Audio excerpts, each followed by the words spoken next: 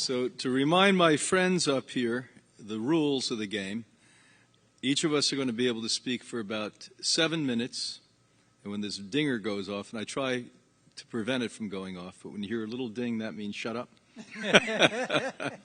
And then the panelists, if need be, have an opportunity to ask each other a couple of questions. And then most important, all of you get to ask questions. So I'm going to start here with Dan. Talk a little bit about your philosophy on food and why plant-based is the best. Hi, I'm Dan Ladermann. It's so great to be here. Our philosophy and mine is I grew up eating meat and potatoes in Ohio and spent at least 40 years eating the standard American diet. And one day, after hearing about raw foods and healthy lifestyle and the animals and the environment, I magically woke up and started what's been really an amazing transformation of getting healthier and younger every year.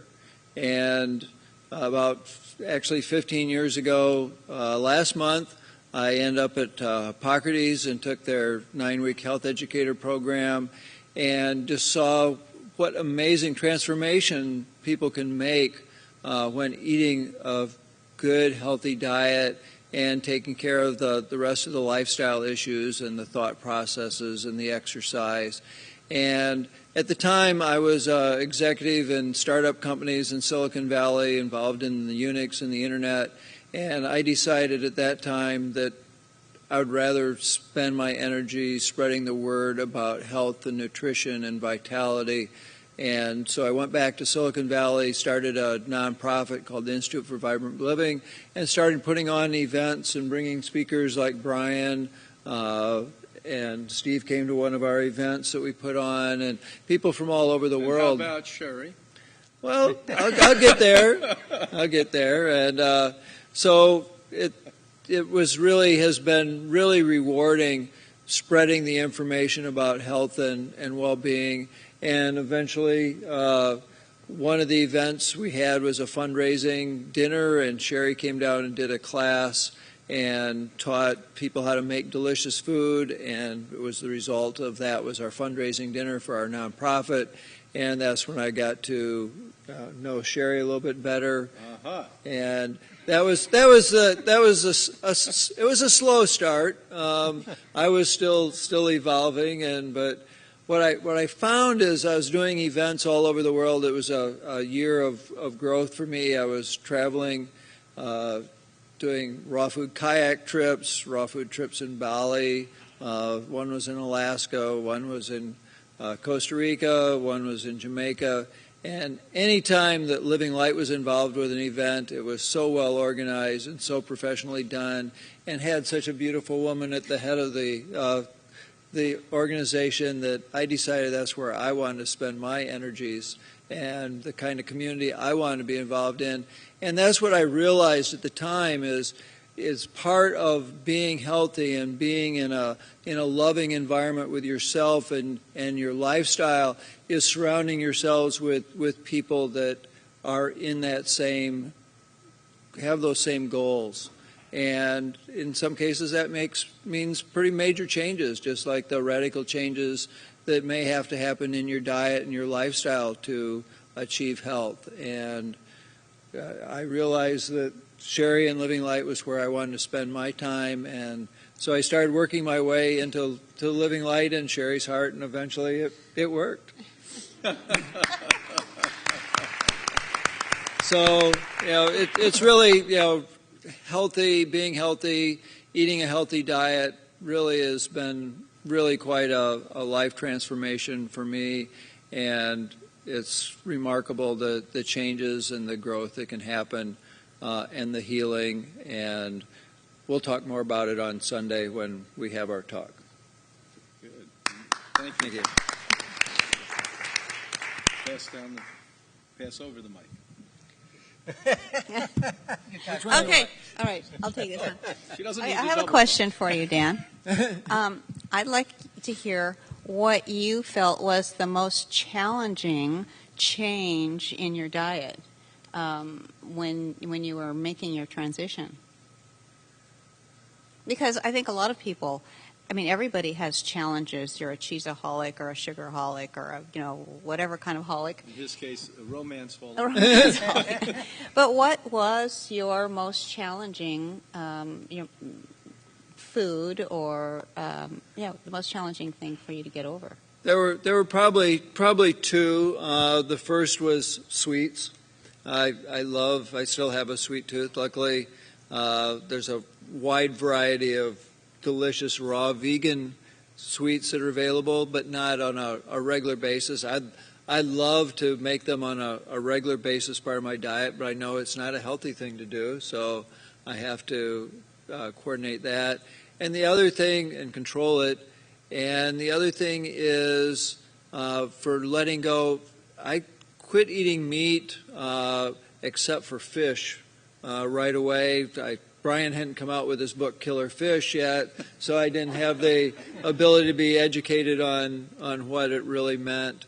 And so that was probably something that hung around in my diet. But salads and smoothies and green soups just were instant successes for me, and they took a big part of my diet. And it's been a transition, 41 years of eating a standard American diet, and it doesn't happen overnight. I didn't think I had any major challenges at the time, so it was more of a gentle transition. But I found there's a lot of things that improved. That's it. Good. Honest. Good. Okay. Hi, everyone. I'm so happy to be here, and even though we maybe don't have the numbers in the auditorium here that some of you have talked to me about that you would really have preferred to see, I know that everyone who is here for a reason, and you're going to make a difference in the world because you will go out and touch the lives of others. And also, I know we have a lot of people in our viewing audience, those who are watching us as we're live streamed. And I want to say that the quality of speakers here, I've learned so much in just the first day. I'm really excited. We still have 2 more days of this. And I just feel so motivated. I've just been taking reams of notes. I want to talk just a little bit about, because we're talking to some degree in this panel about anti-aging, how to incorporate more foods into your lifestyle that can keep you young and healthy. And at 66 years young, I have a little bit of experience with that. Thank you. And the anti-aging and beauty industry is a multi-billion-dollar industry, and it is one that is really focused not on how you feel but how you look.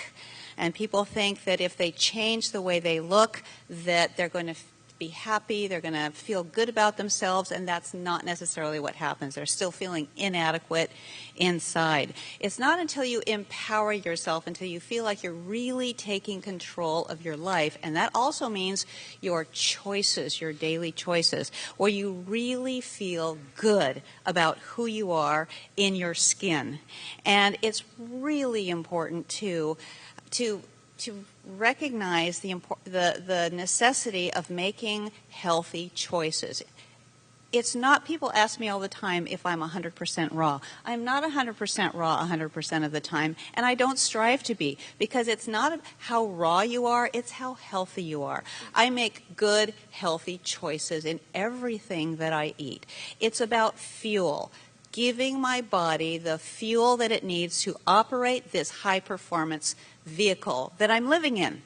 And, we take better care of our cars than we do of our bodies, and we need to give ourselves the right fuel so that we can feel good when we wake up in the morning, feel like we have what we need, the energy that we need to take on tasks that give us fulfillment in life. Because when we make those choices and we have the energy, we can take on projects and ideas and complete ideas and be creative with our lives in a way that we just can't do when we're stuck in a body that isn't functioning at its optimal level.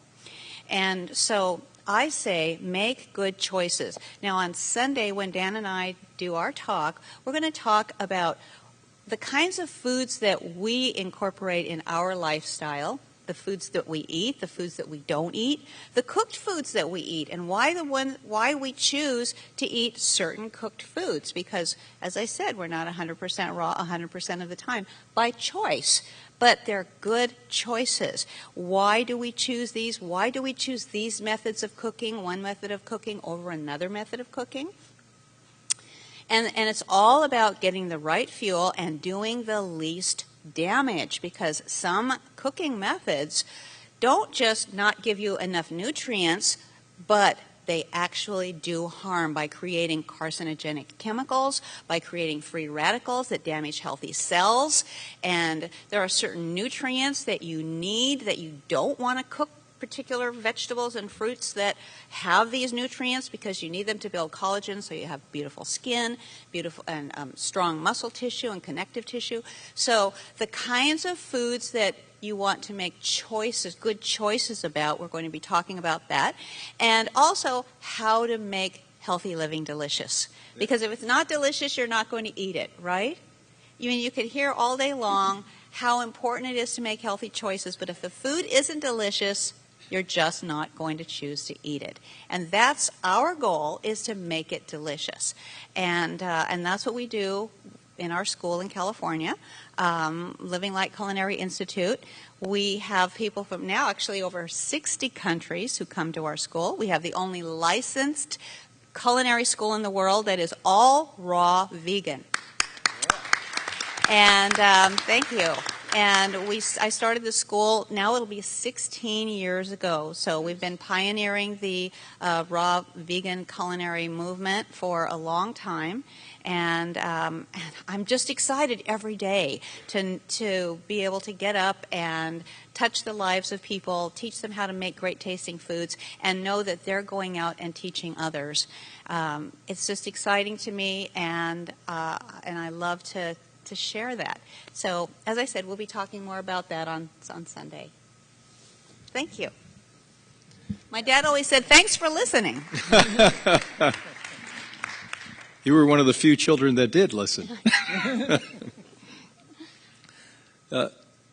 As I was listening to Cherie, it warmed my heart that, this is really balanced. And I think I have to give a lot of credit to my colleague Stephen, because we have powerful, intelligent, wonderful women here with us. It's just a male-dominated thing. So thanks for being here, Cherie, and being who you are. Now, my question to you, quite simply, is, did you really have a plan, or were you sort of led by the light of God to do all of this? Did I have a plan led by the light of God? 40 years ago. 40 years ago. 40 years ago. No, actually, I'm going to tell a little bit more about my story on Sunday, but I was afraid, so afraid as a child that I would be stricken with all the diseases that I saw around me with my other family members. And I started experimenting with myself. And the first thing that I did was cut out animal products. And I wanted to have friends, and so I taught them how to eat the way I was eating. I'm a good cook. I was ever since I was a child. So I just started preparing good tasting food for people and started teaching it. And I have to say that when I went to the Ann Wigmore Institute in 1991, I think, and I met Dr. Ann, and I saw what I thought were miracles. Now I know that it's just a natural process. You take away the foods that are doing harm, and you give the foods that are high in fuel, and the body heals. But what I saw was, to me, miraculous, and I recognized that I could no longer continue to teach cooking, that I had to create a raw cuisine that would satisfy people in the same way, but that would not do harm to the body, and that would give it the fuel that it needed to heal and to maintain good health and vitality. And so I thank Dr. Ann for her wisdom, and also for Victoris Kovenskis for motivating me because he sat me down one day and he said, "You must teach chefs. You have to teach chefs how to make this food that you've created, because everybody on the planet needs to be able to eat like this." And so I really had no idea what I was getting into when I started living light. But It's hard to I'm believe really glad I 16 did. years, isn't it? Yeah, I can't even believe it's been 16 years. Yeah. So, anyway, pardon? Can't hear. Make sure you're talking to the mic. Am I not talking into the mic? I'm sorry. Did All right, anybody? well, let's Okay. give Cherie a big hand. Okay, thank you. Now we go to my buddy Stephen. All right. Well, I started out as a little sprout. That's what your wife says now? And you know how it works over the years, a little sunshine, a little water, and, one blossoms into a mature green. And I didn't know I was going on this path either. I had childhood allergies and asthma, and I spent almost 20 years, 19 and a half years, working with allopathic medicine, working with the best conventional doctors. They were heads, chairmen of their departments at major hospitals. And things were not progressing except in the wrong direction. Allergies really worsened. Instead of just being allergic to pollen and ragweed, then I started being allergic to grasses and cats and dogs. And, I was a kid. I just went along with, what do? Doctors are authority figures. You go to them because they have the answers. So I thought. But I noticed that when it started to extend to asthma, and at some point I was now in my early 20s, so I was on my own, I started to try to experiment. I started to read. I started to educate myself. I was looking for solutions, and thank God I had the drive and the passion to seek solutions and to solve problems. And I think that's really a requirement because we may know how to cure every disease, but we don't necessarily know how to cure every person. And that's because we as individuals have to put so much effort and energy into our own healing. It's not done by waving some magic wand by someone outside of us. So I had, thankfully, that energy. And in 1975, after my allergist offered me some drugs and told me to just sign the paper here and he would be giving me the drugs for free, I thought, well, this guy's never been very nice. All of a sudden, he's turning into Mr. Warmth. What's behind here? And when I left the office, I realized I was being a guinea pig for some new drugs. And I didn't really, thankfully, he had such a bad bedside manner. He was so unappealing, and I realized that he was trying to pull the wool over my eyes. He couldn't be straight about it. That I decided never to go back. And I went out on my own and I started reading things like Arnold Ehret's mucusless diet system. And I said, this is it. I've got to do that. I've got too much mucus. Of course, at the time, I was walking around with pockets full of tissues because there was always something dripping out of me. And, it was just a way of life for me at that point. But I think what's most important is I took control of my own health path. I made a decision that I wasn't going back to conventional medicine. I was on my own, and I would explore other ideas. And the first thing I did was, I had my last meal at the Big Whopper Remember the big Whopper? I had one of those, and that was it. After that, I became a vegan. I started fasting. I got myself a champion juicer. Once upon a time, was the leading juicer selling in the U.S., and I started at it. And the first thing I did was go on a fast, and I loved it so much. I went on another fast, and then I went for 30 days, and then I did a big one, which was 100 days. And truth be told, I should have quit around 92.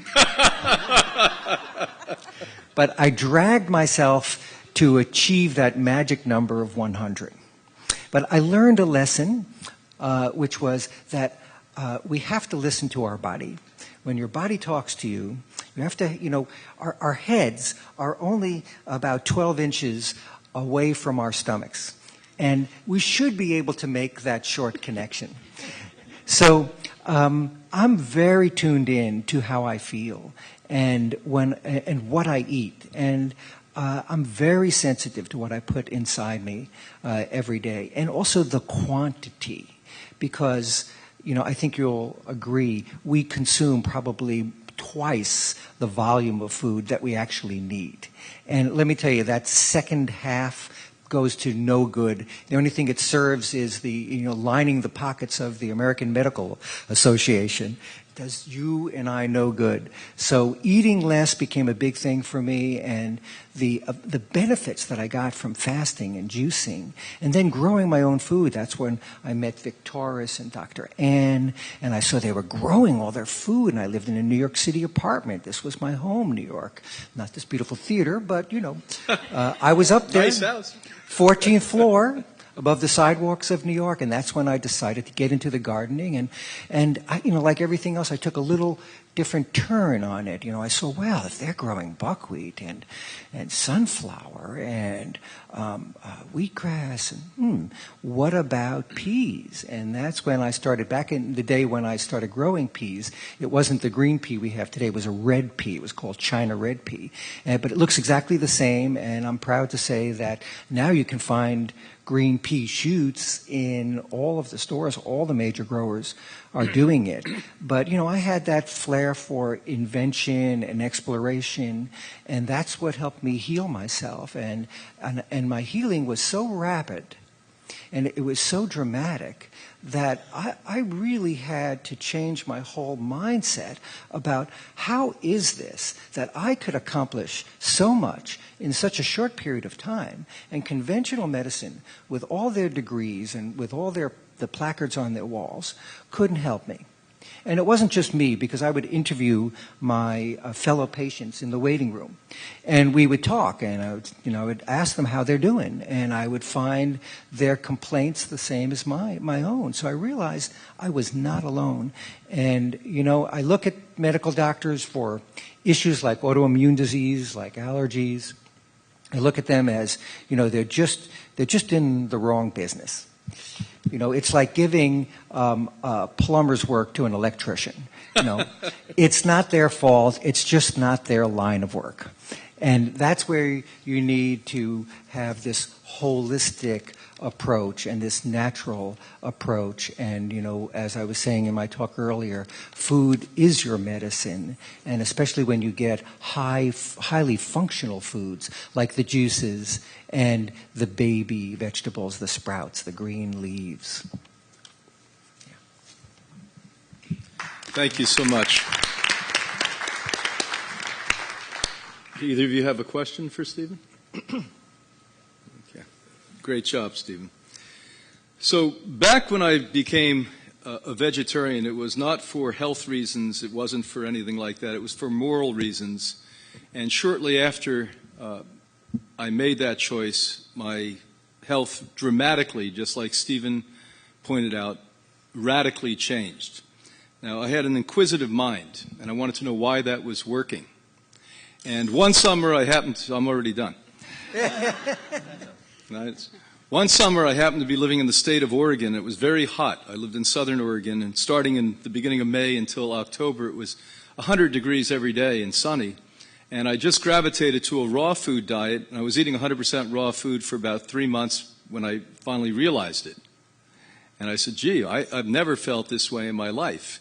And when I say feel this way, it wasn't really a physical feeling. It was like this elation that came over. And I remember I read this really odd woman's book called Be Your Own Doctor that I didn't believe a word of, by the way, when I was chopping down, a lot of cooked vegan food. And I said, well, I have to pick that up and read it again. And my then wife, we were about ready to open a health center on the Oregon coast. We were going to open that in the spring and have it until the autumn and hike and put people on vegan diets, et cetera. And she had never lived in the East, so she chose Maine, which was sort of like the East Coast version of Oregon.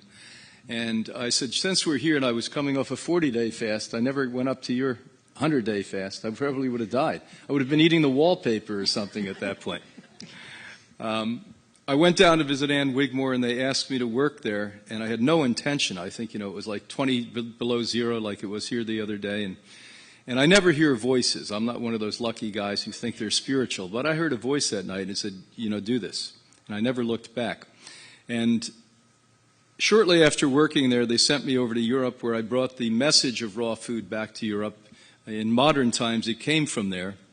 The natural hygiene movement started literally in the mid-1800s, and then Arnold Ehret around 110 years ago. And then, of course, the raw living food movement, where the word living food came from, was Dr. Christine Nolfi. And it was like a miracle. I was invited to direct the original Living Food Center in Denmark for a year. And I was actually working with 2 people that worked with Dr. Nolfi. And her story was amazing. She was a medical doctor 100 years ago, had breast cancer, and went on raw food and recovered from it. And they were so gracious about her recovery, they took her medical license away. So the politics existed then, not only today. And I came back in 1980. They asked me to direct Hippocrates. And my ambition, not my intelligence, said yes. And I said, under certain conditions, we have to figure out what we've been doing here since 1956. I said, I watch all these people get well, and if I ask Victoris or Ann Wigmore or 10 other doctors who know what we're doing, or me, we all have different answers. We didn't know why people got well. We didn't know why people remained young on this diet. And I said, we have to do that work. And they agreed. And so I started to pursue that in the not so efficient, not so scientific way that I was capable of doing it, and then brought colleagues and friends into that picture. And within a matter of about 10 years, we realized why the raw living food heals and prevents premature aging is it has 4 elements in it that are now vaguely talked about, but really not talked about in the scientific community at all in a serious way. The first was what? Anyone know what that is? Hormones. Now, all of you know about bioidentical hormones here, don't you? Of course. And so you get bioidentical hormones from plants. All plants that you don't process have hormones in them. And by the way, hormones are incredibly important for the human body. They're actually the way that your cells communicate with one another. And if those cells are not communicating, they mutate and they do very horrible things to you. And if you're lucky, they become cysts and they become fibroids. And if you're not lucky, they become cancer. So hormones are in those foods. Wow. And oxygen's in those foods. And when Cherie was teaching cooking, the fragrance of her food that was so delightful to all of her students was the oxygen molecule leaving it. And so that's what you're actually feeling. And back in 1917, a Nobel Prize was given to a doctor who showed us that you cannot ingest nutrients, vitamins, minerals, proteins, without oxygen being present with it. Where is oxygen present with nutrients? In raw food. Not raw meat. There's no such thing as raw meat. There's no raw fish. Uncooked fish, uncooked meat is not raw. It's dead. It's lacking what? The oxygen. It's lacking hormones, lacking the other elements. The next thing, it took us until really 1993 to figure out. So it wasn't 10 years. That was unfair. First 3 we figured out. So it used to be hormones, oxygen, and enzymes. And 1993, I had read this remarkable study that was done at Hopkins that Stephen showed a little bit of that and a lot more today in his presentation. They did a study on cancer because Generation X, not my generation, the baby boom, which, by the way, this year, 2014, the youngest baby boomer is going to be 50 years old. How many of you know that? This is the year. And so Generation X didn't buy all the propaganda and corporate interests like we did. And pharmaceuticals recognized this and said, we're going to have to create a whole new world in the next generation of pharmaceuticals that are more plant-based or more natural-oriented. So they commissioned Hopkins, which has a remarkably good, compared to others, research wing. And they said, well, let's look at the people who have really bad diets, but they eat something that prevent them from getting cancer, and the Russians popped right up. I mean, if you look at the Russian diet, if I wanted to kill you, I'd put you on the Russian diet. It's even worse than the American diet. When I went to Russia to teach, I had to smuggle in vegetables. That's not a joke. And they kept saying, oh, you like borscht? I was so sick of borscht by the time I left Russia, I swear I'd never go back again. So anyway, they looked at the Russians, and some of the Russians were traditionally eating the cabbage and fermented cabbage, and they weren't getting cancer. We're in the cities in Moscow, et cetera, where they gave up the traditional and were not eating a lot of fermented foods and cabbage food. They were getting the same and more cancer rates than other Europeans were. So they then looked at the cabbage family and found out broccoli, and if you remember, Daddy Bush put his foot in his mouth. He said, I don't like broccoli. Remember that?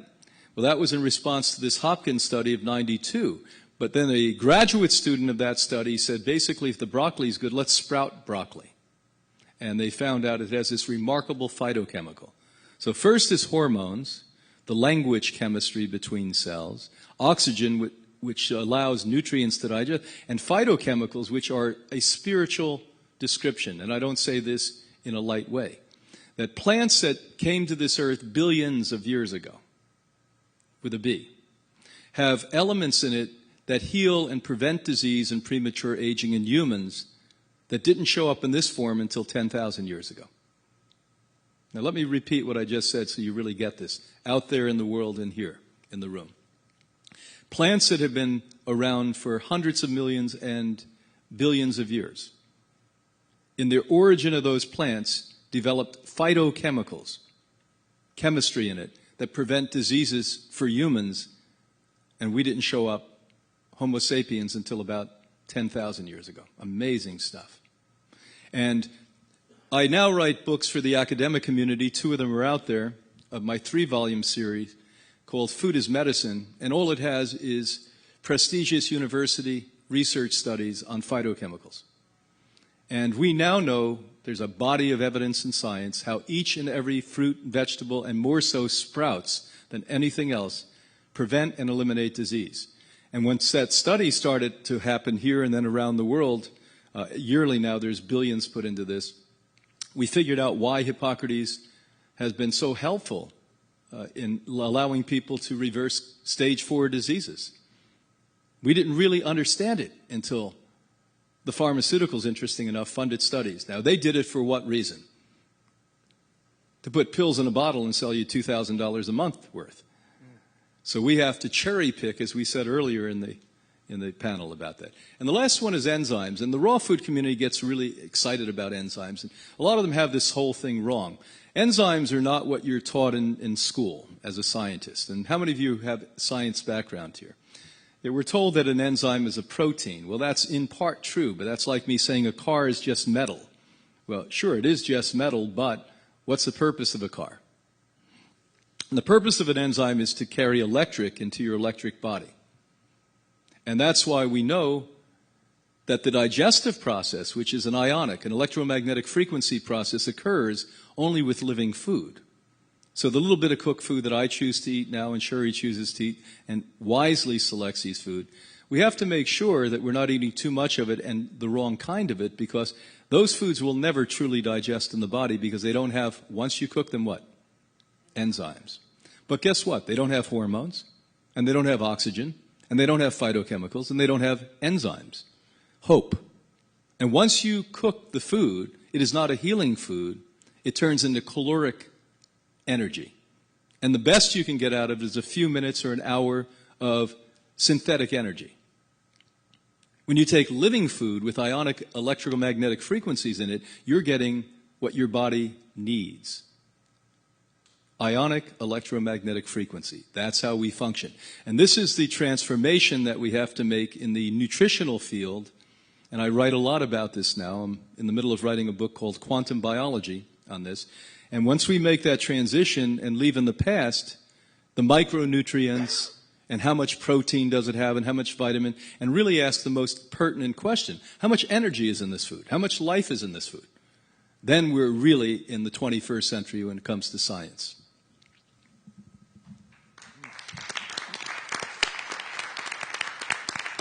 Any questions? From all your years at Hippocrates, what would you say is your most fulfilling part of running the center? You know, years ago we decided to have a commencement, a graduation, every Friday. And we do that 52 weeks a year because Hippocrates doesn't close. And every week I have to hold back my tears. You know, I've seen this, I've worked with over 200,000 people.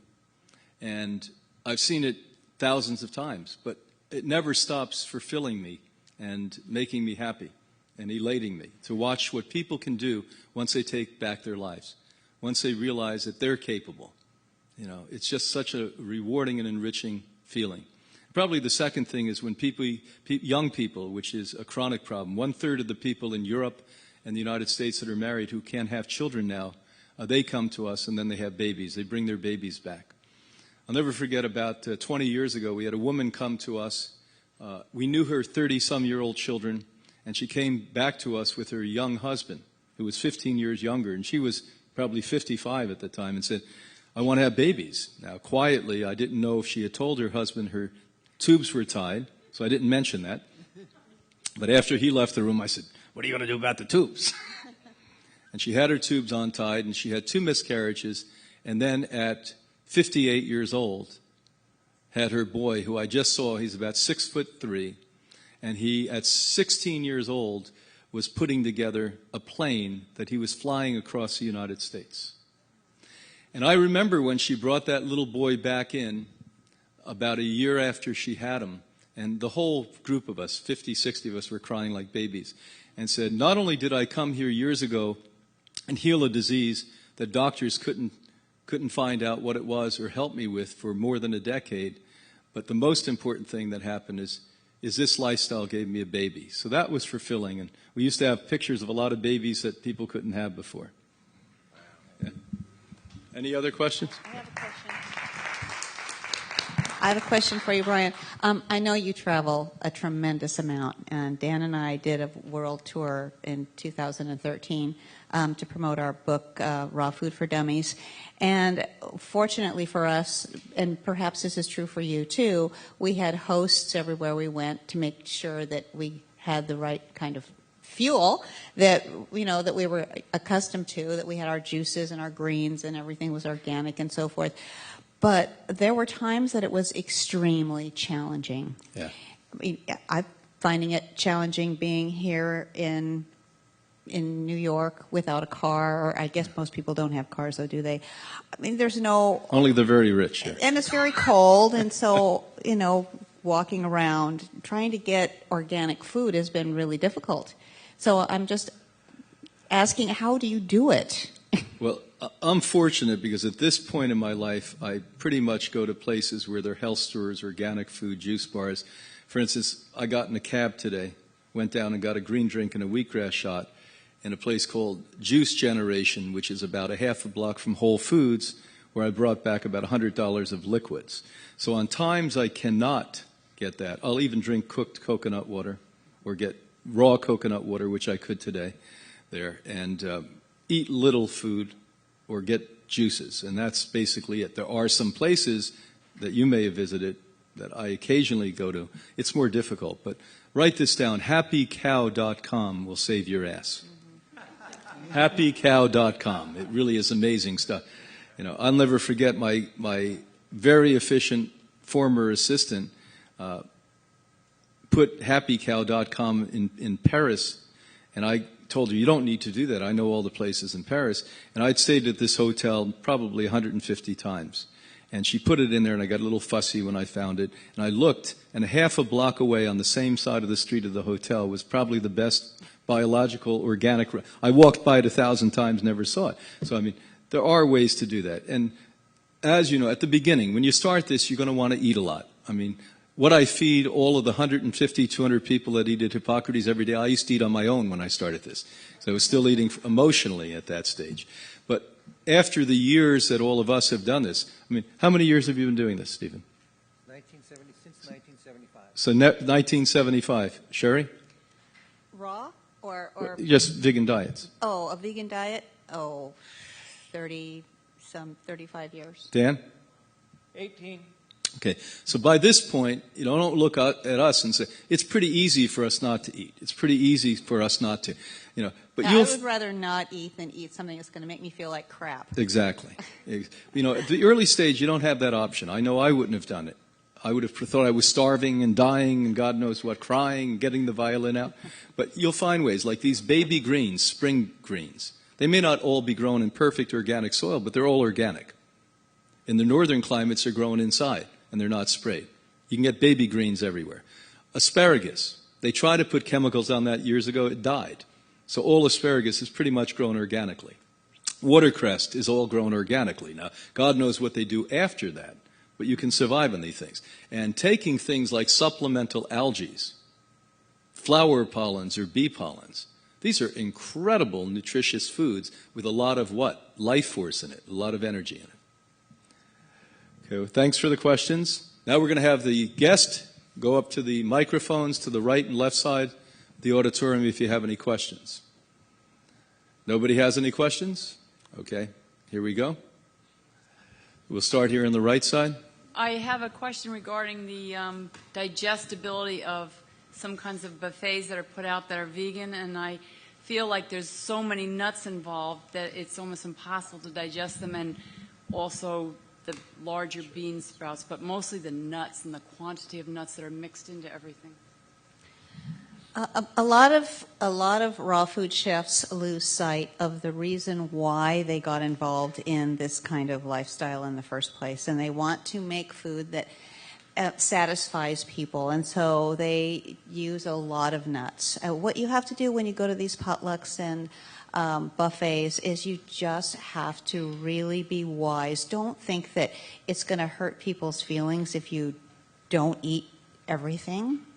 Just choose the foods that are going to serve you best. Load up your plate with a lot of greens. You don't even have to eat the dressing that they prepare. Oftentimes the dressing is just full of oil and sugar and vinegar, and what a caustic combination that is. You want to go away with a lot of air in your gut, you know, eat some of these dressings.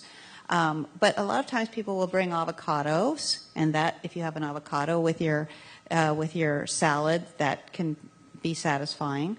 Choose the foods that serve you. I'm not a nut-phobic. I'm not afraid of eating nuts, but you certainly can't make that a large part of your diet. A little bit goes a long way. And certainly if you're going to eat the bigger nuts like almonds, you should be soaking them first. It makes them more digestible. But if you're talking about shelled sunflower seeds or sesame seeds, those are small enough, they're more digestible. But I think some discipline is required when eating nuts, because you can easily put a handful of nuts, in your hand and chug it down. And that's very hard on your digestive system. These are complex foods, they're mixtures of protein and fat, and they're very concentrated. So we have to be mindful of portion size when it comes to nuts, very much so. And it's too easy to overdo it because it's finger food, it's quick. It's fast, it's like a snack, but you could be consuming. And on the subject of nuts, I think peanut butter is kind of the worst offender, because any kind of nut butter concentrates those nuts even more. So things like almond butter and peanut butter, so many of us are guilty of smearing on these, half-inch thick layers of peanut butter on something. And honestly, that's We were never designed to consume that kind of density. Because truly, I mean, if you were going to eat peanuts, the proper way would be to spend the time to break it open out of its shell. And let me tell you, if you had to do that, you would be done in 15 minutes, and might be, maybe you had like 20 peanuts, but that's nothing in comparison to what you smear on, your peanut butter on your bread or whatever. It's something to be very watchful about, and try thinking also about portion size and also pre-soaking them. And I have another suggestion as well. When I'm going to go to a restaurant, or I'm going to go out to dinner at someone's house, I have a big salad before I go, so that I'm not hungry enough that I'm going to make poor choices and overeat foods that are just not going to make me feel good. Just 2 comments on nuts. In the United States, you cannot buy raw nuts anymore, more out of California. That's part of the international Codex rulings that the food industry and pharmaceutical are trying to manipulate all of this. And so that's number 1. Number 2, why we overeat nuts, and I got hemorrhoids when I started this, because you're eating out of emotions. You really don't need heavy food, but initially, because you're so used to squelching your emotional state with heavy, you give up the meats, you give up the soy burgers, whatever it would be, we tend to overeat nuts and seeds. So that's the issue in most of our cases. I know it was for me at the beginning. Okay, over on this side. Yes, I had 2 questions about liquids. One is about vinegar. When I was at Hippocrates, we were told not to eat vinegar, also at Living Light. And I'd like your answers to when people talk about apple cider vinegar, as though that were the cure-all. So what do you say to people? I'm a little confused about that. The second question is about kombucha. And I know you talked about this, Brian, at Hippocrates. And there are a lot of people now making their own, as well as you buy it in the store. And as a recovering alcoholic with 20 years of sobriety, I know that once I have one, I want to have every one. So I know there's something wrong with it, and I wonder if you'd articulate, because I think there are a lot of people that feel like these are really health foods. Okay, number 1, raw apple cider vinegar is miraculous. All of this acid alkaline, which is overblown, but certainly important. I don't find anything that is more effective that can rapidly balance the acid-alkaline balance within the bloodstream. The exception to that is if you have candida, fungal, or yeast problems. You avoid it. But you take it on its own. You don't take it on food.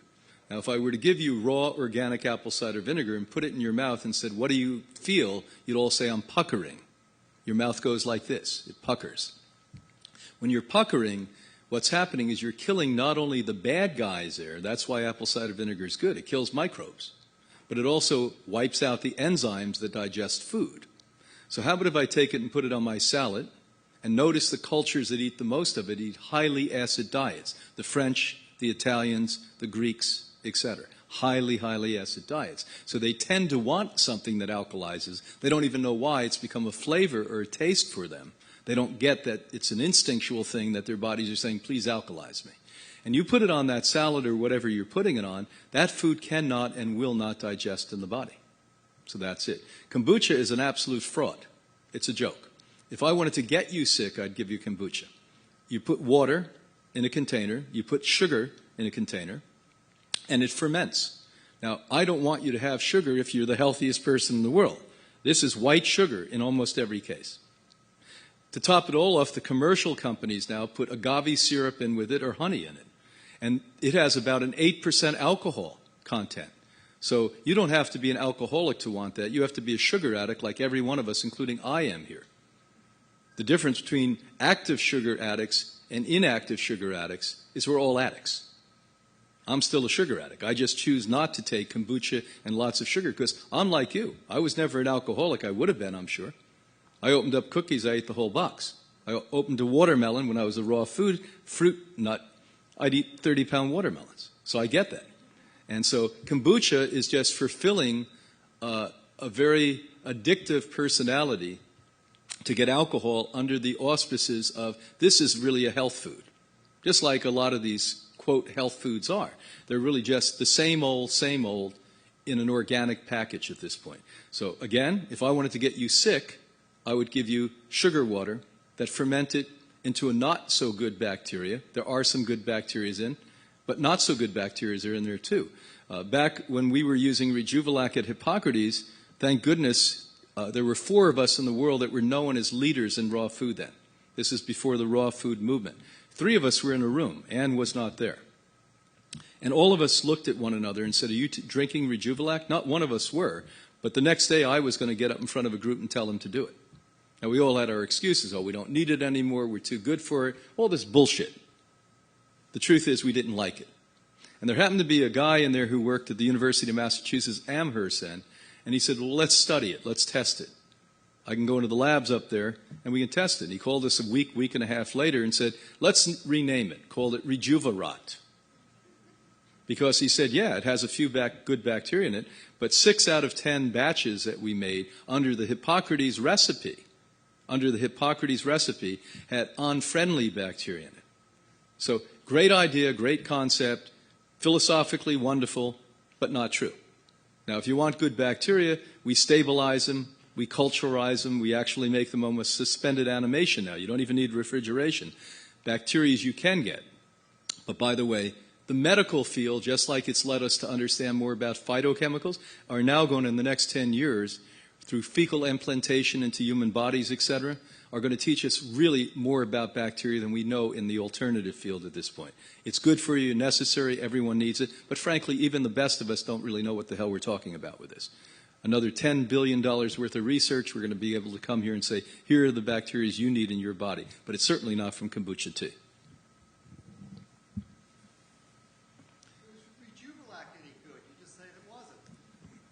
Once again, I'll repeat. Hippocrates Health Institute has not used Rejuvelac for 30 years. I'll repeat once again. 4 of us were called leaders. One was Ann Wigmore in raw food then. There were no other leaders in the world known as leaders. 3 of us were not drinking Rejuvelac. And I won't name names, but the reality is when we studied it at the University of Massachusetts, not we, but the guy who worked there, he said, when I tested these, 6 out of 10 batches had highly unfriendly bacteria to moderately unfriendly bacteria. So when I was drinking that Rejuvelac, why he called it Rejuverat, I could have infected my body with microbes and weakened my what system? Immune system. Now that's a fact. I would love to tell you a love story, but it's not going to be true. Yeah, and at the time, when Ann Wigmore was teaching about Rejuvelac, and I got into it and I made all kinds of different varieties, and in my recipe book, there's several different versions of it. But what I found in practice is that making Rejuvelac required somewhat of a skill, and it was somewhat of an art to make it correctly and properly. You know, it had to taste just tart, and it had to be sour.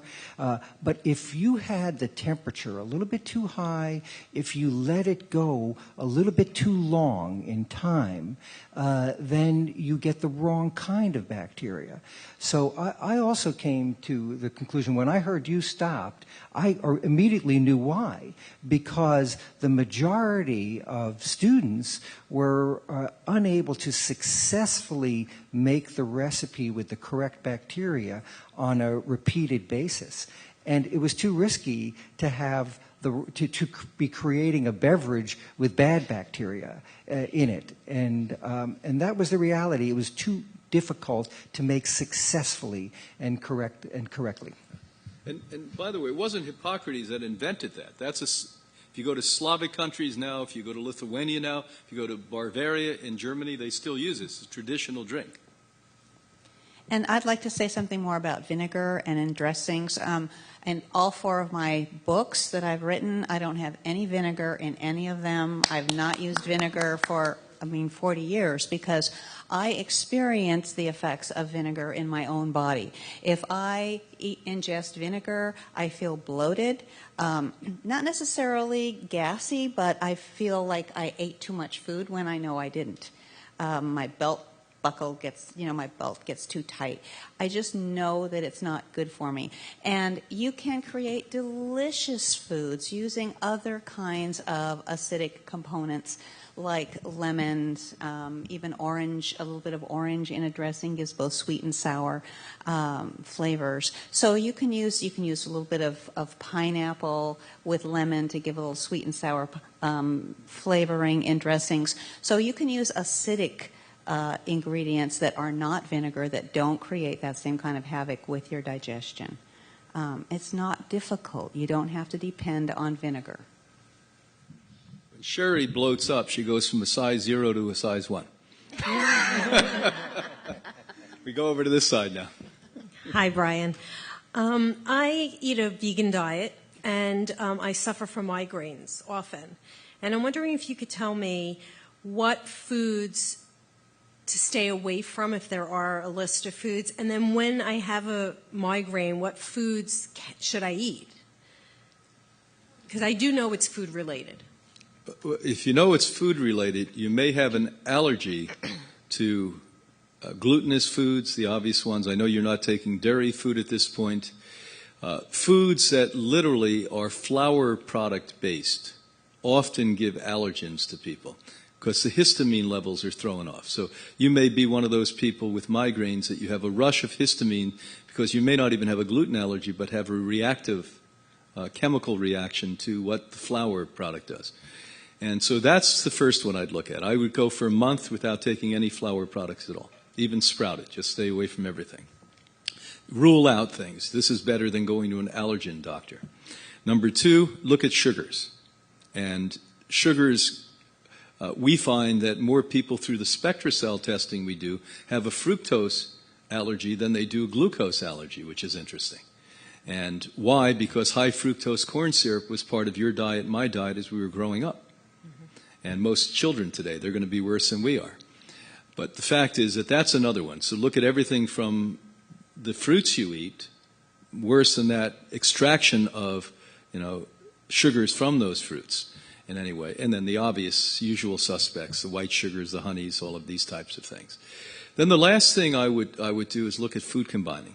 I mean, I know I never really much had headaches, but I used to have headaches on and off when I didn't combine food correctly. And food would ferment in my intestinal tract.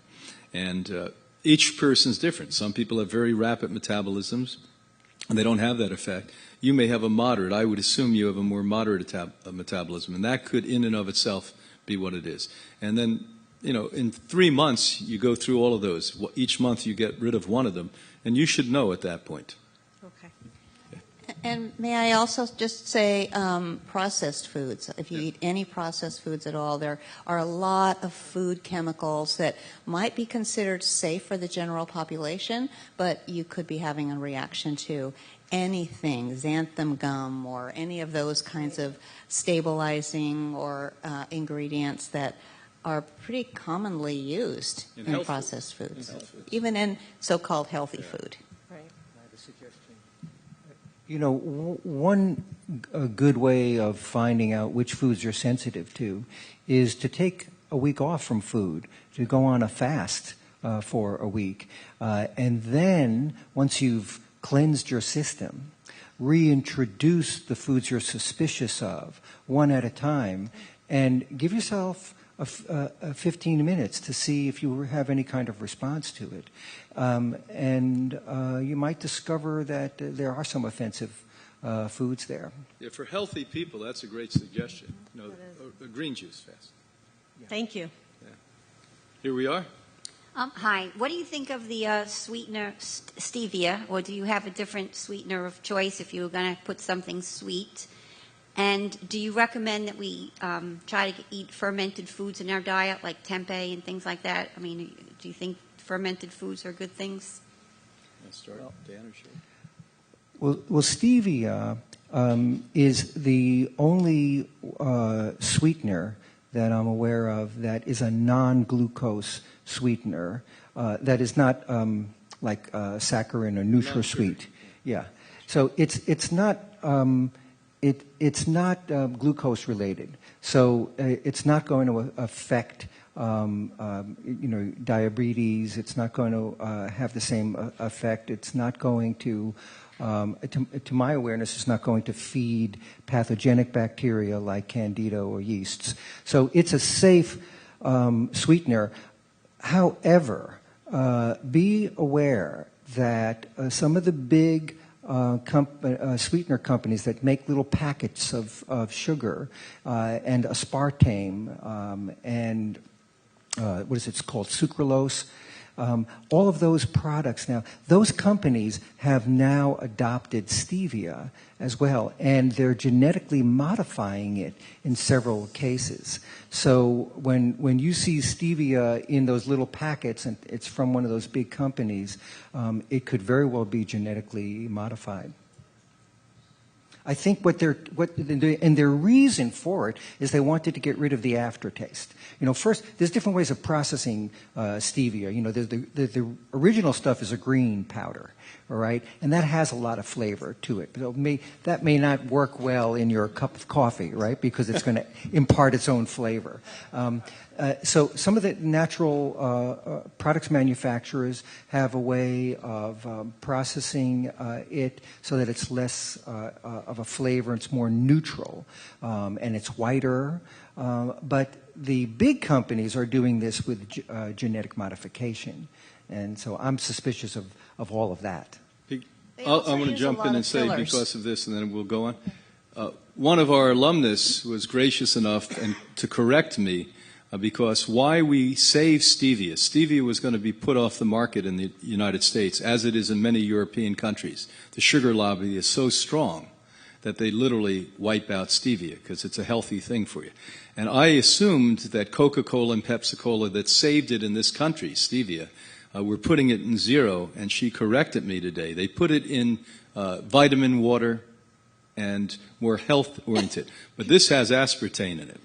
Aspartame was outlawed, by the way, under the Reagan administration, and one of his closest colleagues, Reagan, basically pushed to have it approved, and when he left the administration, was making $2 million a year back 30 years ago, I guess 25, 30 years ago, as a consultant to the aspartame industry. I have a book in my office, medical book, this thick and that large, Aspartame Disease, starting with brain cancer.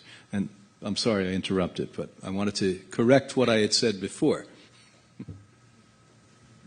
The stevia that you're talking about, also some of these packets of white stevia have a lot of different fillers in them so that you can use them, you can measure them more easily because stevia is so concentrated that if you just use a little bit too much dust, then that flavor that you're talking about that's kind of almost a licorice chemical flavor takes over, and you just can't appreciate the other food, the food that you're eating.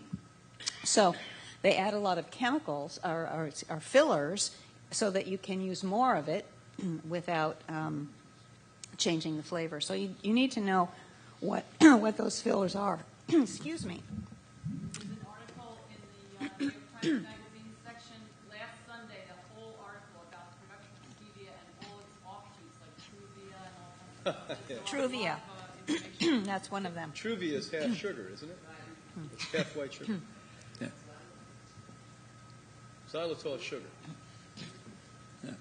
And I personally, as I said earlier, is I do have a sweet tooth, and to get myself cut back, is stevia was a useful tool. And what I found is to use a little bit of stevia and still use as much of natural sweeteners if I'm going to use some in what I'm doing, and it allows me to cut the amount of sugar way down and not have the stevia taste. Because if you're trying to use stevia, it's one good way to get off sugar because you'll find you just don't like it if you get one drop too much. That's right. Okay, we'll have the last. What time is it? 9:40. Okay, so maybe not the last. If we get one more over here. Yes? Hi, I would like to bring up the topic of juice fasting in a little bit more of a detailed level tonight, as it's coming up very often, for two reasons. Firstly, because, well, I'm a raw foodist and a vegan for many years now, and I have a very healthy, balanced, proper, informed vegan diet.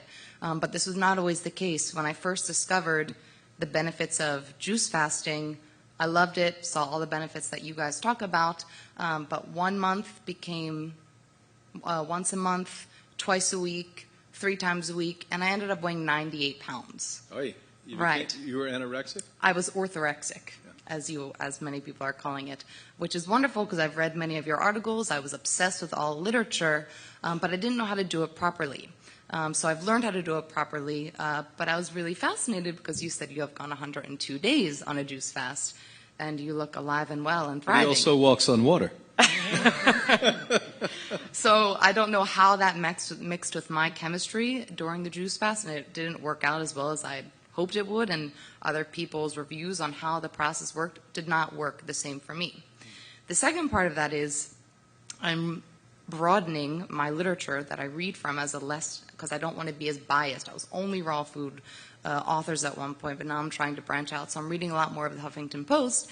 And just last week, there was a huge Facebook post saying, I quote, "Another research study debunks the juice detox yet again," talking about how the proteins and the amino acid profile are completely dead within the first minute in juices after going through the blender or the juicer within the first minute.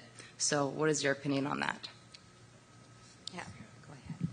Well, you mixed in blender and juicer there at the end, and they're very different, right? Because a blender is a puree, and a juicer is an extraction. So in one case, the blender is, you're eating, a smoothie is a whole food. You're eating the whole food. You're actually not chewing it.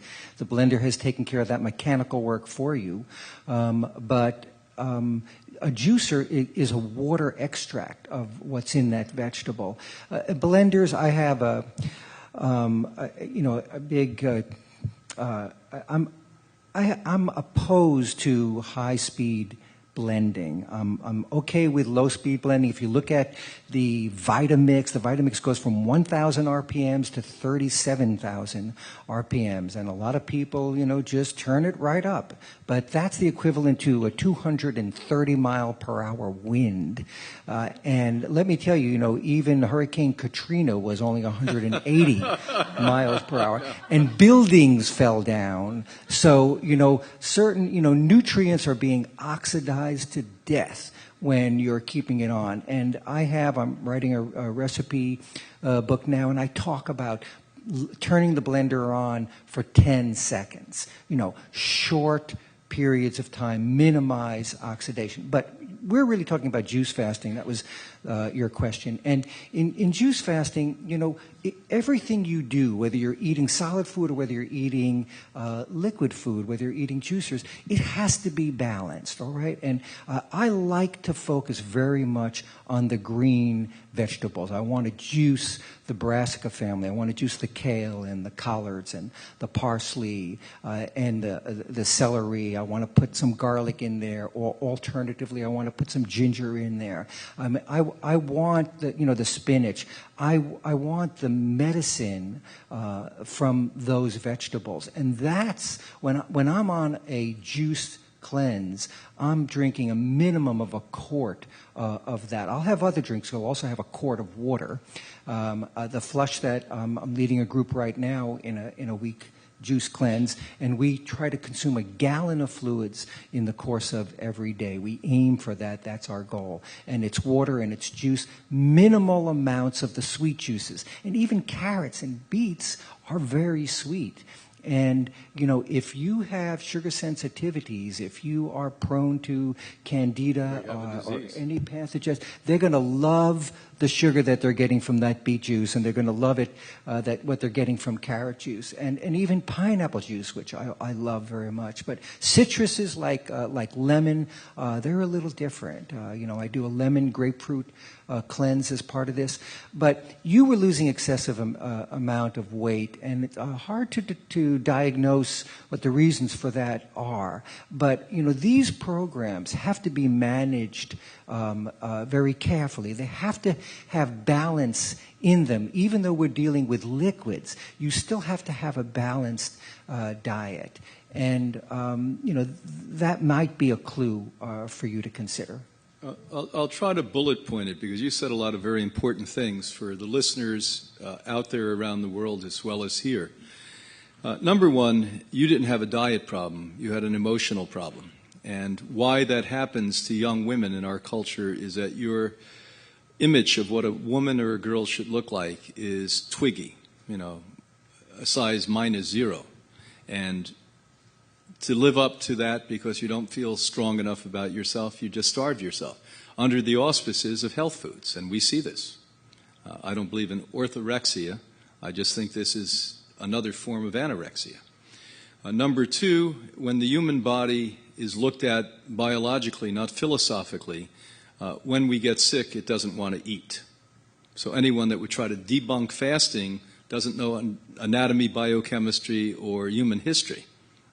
It's factual that to detoxify, eliminate, to help to resist and eliminate disease and disorder as well as activate the immune system, the elimination of solid food needs to be part of the equation. And why that works, by the way, is you only have X amount of energy in your body. Let's picture 100% energy. And if you're putting in foods, certainly the bad foods that most people eat, probably 98% of the energy is going on pushing that waste out. But how about if you're not eating food, and then on top of that, you're eating nutritious food with life in it that are not blended and killed within a matter of 90 seconds, 90% of the nutrients are gone in a blender, high-speed blender. You're getting juices. But the other thing is that you juice food and let it sit out, in 15 minutes it's as dead as a doorknob too. It oxidizes. So fresh, raw green juices, and I completely concur, and stay away from the greens because most of you here are really systematic addicts to sugar. And your body doesn't care if you get it from white sugar, if you get it from carrot juice, you get it from beet juice, kombucha tea, agave syrup, xylitol, which is just out of a birch tree. It's not out of a maple tree. And this actually, xylitol is 68% sugar by weight. Maple syrup, 65% sugar. Honey, 98% sugar by weight. White sugar, 100% sugar. Brown sugar, 99.6% sugar.